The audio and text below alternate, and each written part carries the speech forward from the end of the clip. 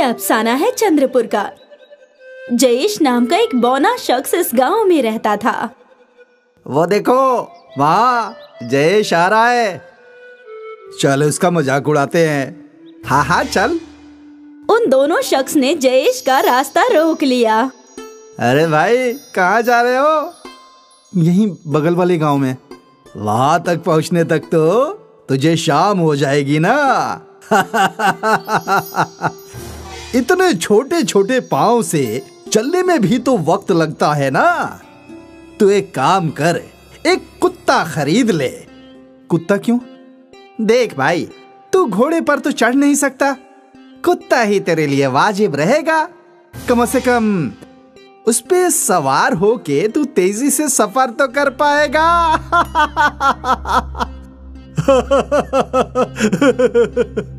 इन लोगों की बातें सुनकर जयेश को बहुत बुरा लगा। वो मायूस होकर चलने लगा। वो दोनों गांव वाले भी उस पर हंसे जा रहे थे। अक्सर गांव के लंबे लोग उसके बौने होने का मजाक उड़ाया करते थे।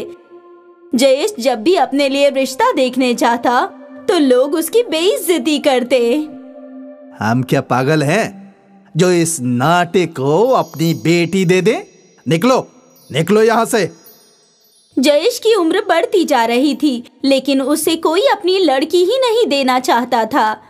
फिर एक दिन जयेश पंडित जी के साथ शादी का रिश्ता देखने शारदा के घर आया। शारदा की वालिदा ने उन दोनों का इस्तकबाल किया। लड़के के पास सब कुछ है, जमीन है, घर है और काम भी। बस परेशानी ये है कि लड़के का कद छोटा है। कोई बात नहीं, हमारी बेटी भी छोटी है। शारदा! अंदर से एक बौनी लड़की अपने हाथ में चाय का कप लेकर आ गई। जयेश ने शारदा को देखा और उसके चेहरे पर खुशी आ गई। ये दोनों तो एक दूसरे के लिए बेहतरीन हैं। जयेश बेटा, क्या तुम्हें ये रिश्ता मंजूर है? हाँ। वाह, ये तो खुशी की बात है। शारदा की माँ ने सबको मिठाई खिलाई और जयेश और शारदा का रिश्ता तय हो गया। कुछ रोज बाद जयेश और शारदा की शादी हो गई और जयेश बहुत खुश था कि आखिर उसकी शादी हो ही गई। जयेश अपनी बीवी को अपने घर लाया। शारदा को जयेश का घर बहुत अच्छा लगा। यहाँ सारी चीजें छोटी छोटी हैं। मेरे घर में तो काम करने के लिए मुझे स्टूल की जरूरत पड़ती थी, लेकिन ये बहुत अच्छा है। अच्छी बात है, कम से कम कोई तो है जिसे मेरे बौने होने से ऐतराज नहीं है। मेरा भी बहुत मजाक उड़ा है। मेरी सहेलियाँ, गांव वाले, रिश्तेदार सब मजाक उड़ाते थे, इसलिए मैंने घर के बाहर जाना ही छोड़ दिया था। लेकिन अच्छा है, आप मुझे मिल गए। ये कुदरत का खेल है शारदा, हम एक दूसरे के लिए ही बने हैं। उस दिन जयेश और शारदा बेहद खुश थे। अगली सुबह जयेश शारदा को अपने खेत दिखाने ले जाने लगा। रास्ते में गांव वाले बौना बोनी की जोड़ी देखकर बहुत हंस रहे थे। अरे बाप रे! पहले गांव वाले सिर्फ जयेश का ही मजाक उड़ाते थे, अब तो वो उसकी बीवी शारदा का भी मजाक उड़ाने लगे। अरे अरे अरे, ये मैं क्या देख रहा हूँ? कम से कम शादी तो थोड़ी लंबी लड़की से करते। अब तुम दोनों के बच्चे भी तुम्हारी तरह ही पैदा होंगे। बौना खानदान, तुम दोनों तो नई तारीख बनाओगे। बौनों की तारीख, अब शुरू होगी बौने लोगों की आबादी। कुछ सालों में चंद्रपुर इन बौनों के लिए ही मशहूर होगा। वालिद बौना, वालिदा बौनी और बच्चे और भी छोटे बौने। शारदा को ये सुनना बिल्कुल भी अच्छा नहीं लग रहा था। चलिए यहाँ से, चलिए। शारदा जयेश को आगे ले आई। अपने खेत पहुंचकर जयेश बैठ गया और रोने लगा। मालूम नहीं हमारी क्या गलती है, सारे गांव वालों को हम ही दिखते हैं। हाँ, बौना होना किसी शाप से कम नहीं है। बेवजह लोग हमारा मजाक उड़ाते हैं, हमें कितना कुछ बोलते हैं। क्या हम इंसान नहीं हैं? हमें बुरा नहीं लगता? कभी कभी तो दिल करता है कि बौने होने से बेहतर है कि हम अपनी जान दे दें। हाँ, शारदा और जयेश की गुफ्तगू पास के पेड़ पर बैठा एक जादुई परिंदा सुन रहा था। उस परिंदे को शारदा और जयेश पर बहुत रहम आ गया। वो उड़कर उनके पास आया। शारदा, जयेश, मैं तुम दोनों की तकलीफ समझ सकती हूँ और मेरे पास तुम्हारी इस परेशानी का हल है। कैसा हल? जादुई आबशार। जादुई आबशार? यहाँ से शुमाल की सिमत जाओगे तो तुम्हें एक गुफा मिलेगी। उस गुफे के अंदर दरिया का पानी बह रहा होगा।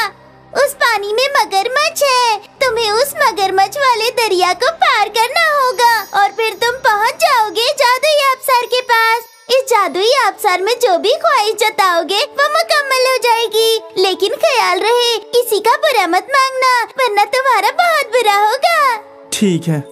अलविदा दोस्तों, उम्मीद है तुम दोनों की ख्वाहिश मुकम्मल होगी। परिंदे ने उन्हें रास्ता बताया और वो परिंदा उड़ गया। अब शारदा और जयेश उलझन में पड़ गए। क्या हमें मगरमच्छ के दरिया की जानिब जाना चाहिए? वैसे भी ये जिंदगी जहन्नुम से कम नहीं है। पहली मर्तबा कोई रास्ता नजर आ रहा है। हाँ, और अगर हम दोनों लंबे हो गए तो हमारी जिंदगी ही बदल जाएगी। यकीनन। दोनों ने फैसला कर लिया कि वो जादुई आबशार तक जरूर जाएंगे। दोनों शुमाल की शिमत चल पड़े। गांव खत्म हुआ और जंगल शुरू हुआ। सुबह से रात हो गई। हमें वो गुफा अब तक नहीं मिली। ये जंगल कितना वीरान है। कहीं हमें किसी जंगल के जानवर ने अपना शिकार बना लिया तो? ऐसा कुछ नहीं होगा।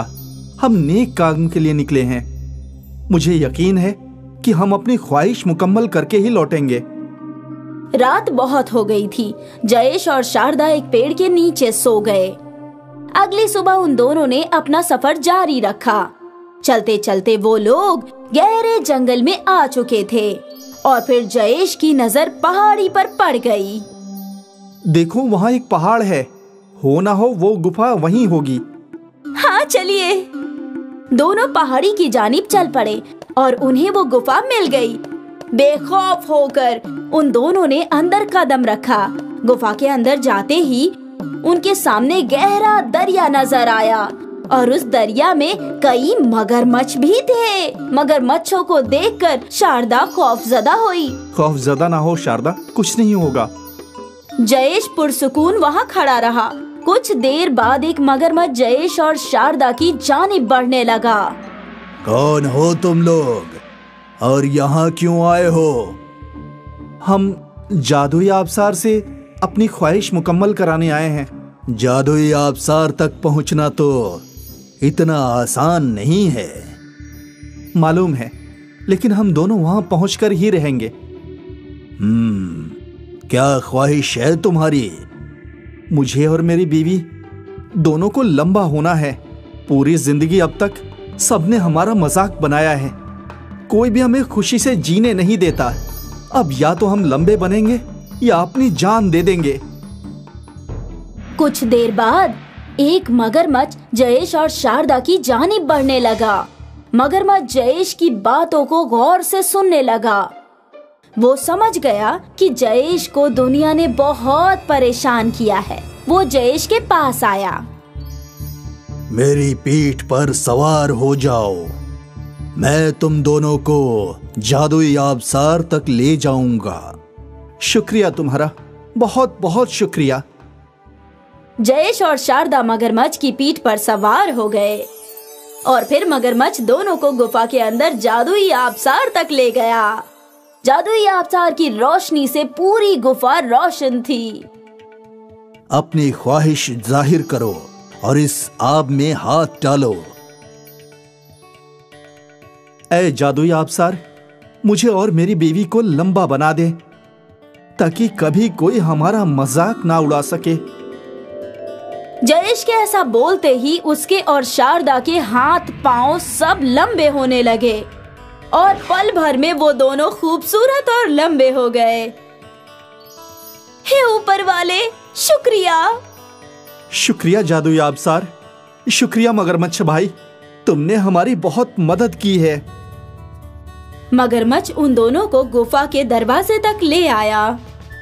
ख्याल रहे, इस गुफा के मुतालिक या इस जादुई आबसार के मुतालिक किसी को मत बताना। हाँ बिल्कुल।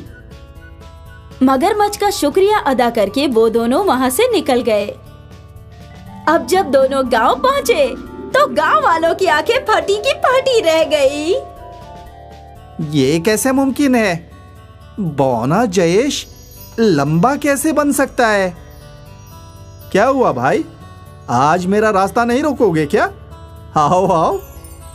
जयेश उन दोनों से भी ज्यादा लंबा हो चुका था।